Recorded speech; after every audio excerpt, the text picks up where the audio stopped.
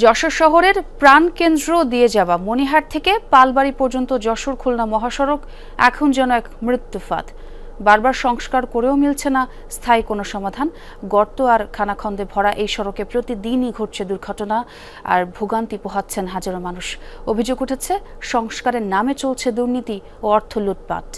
বিজলি কেবলসের skin coated insulation আগুন প্রতিরোধী। বিজলি cables, নিরাপদ আজীবন।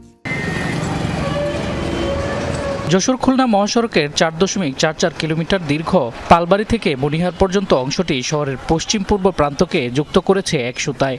এই পথ দিয়েই প্রতিদিন চলাচল করে দেশের প্রায় বেশিরভাগ রুটের যানবাহন। স্থানীয়রাও শহর ও আশপাশের এলাকায় যাতায়াতে নির্ভর করে এই সড়কের ওপর। কিন্তু ব্যস্ত এই সড়কটি এখন আতঙ্কের নাম। বড় বড় গর্ত, খানাখন্দ আর ভাঙাচোরা পিচঢালা রাস্তায় মাঝে মধ্যেই ঘটছে দুর্ঘটনা। শীত, গ্রীষ্মে ধুলাবালি আর বর্ষায় কাদায় পরিণত হয় পুরো সড়কটি। রাস্তাঘাট ভেঙে চুরে গেছে, অ্যাক্সিডেন্ট হচ্ছে, কারোর পা ভাঙছে, কারোর হাত ভাঙতেছে।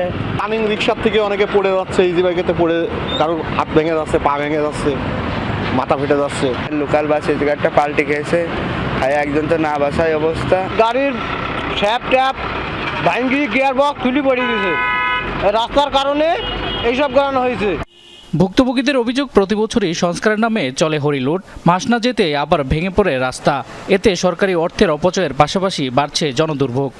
গাড়ি এদিক ওদিক করলে প্যাসেঞ্জারও টালমাটাল হয়ে যায়। খুবই কষ্ট হয় বাংলা থেকে চলতে। মনে করেন স্বাস্থ্যের অনেক ঝুঁকি আর গাড়ির অনেক ক্ষতি। আমরা চাই যে সংস্কারের জায়গায় সংস্কারই হোক। এই সংস্কারের নামে যেন টাকা পয়সা, সরকারি রাজস্ব খাতের টাকাগুলো হরিলুট না হয়।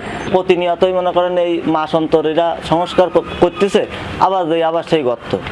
আবারও এই মহাসড়কে সংস্কার কাজ শুরু হয়েছে বলে জানিয়েছে সড়ক ও জনপথ বিভাগের দায়িত্বপ্রাপ্ত কর্মকর্তা। ইতিমধ্যে এটার মেরামত সংস্কারের কাজ শুরু হয়েছে। এটার ঠিকাদারকে সময়সীমা দেওয়া হয়েছে আগস্ট পর্যন্ত। কিন্তু আমরা আশা করতে পারি যে খুব দ্রুতই 2-2.5 মাসের মধ্যে হয়তো আমরা এটা খুব সুন্দরভাবে আমাদের জনগণকে উপহার দিতে পারবো। স্থানীয়রা বলছে, দিন দিন সড়কটি হয়ে উঠেছে প্রাণঘাতী। তাই সংস্কারের নামে লুটপাট নয়, টেকসই স্থায়ী সমাধান চায় তারা। শামস তাবরিজ উচ্ছ্বাস, যমুনা নিউজ।